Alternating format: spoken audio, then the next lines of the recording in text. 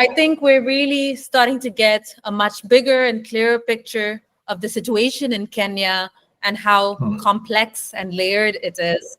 And I think part of that is tobacco harm reduction. We pride ourselves in being scientific and evidence-based, as you said in the start.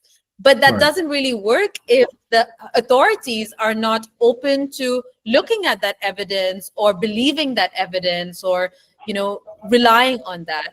So despite the clear difference in harm levels, I mean, research shows e-cigarettes are anywhere from 95 to some even say 99% less harmful than than tobacco cigarettes. So despite the clear difference in harm levels, policymakers in Kenya often treat nicotine alternatives the same as cigarettes. So my first part of the question is, why do you think this is?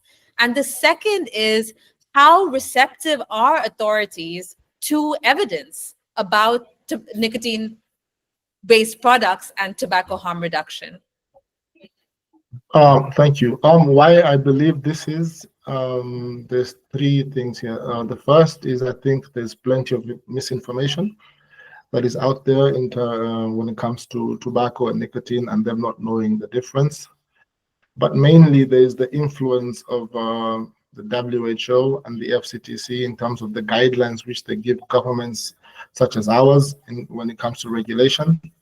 And lastly, there's also the influence of anti-tobacco organizations. Remember, there's only a few of us here in Kenya that talk about harm reduction, like there's myself and a couple of people maybe. So your second question is, you asked me if there's any biases and how we can overcome these biases. I think, of course, policymakers are very skeptical.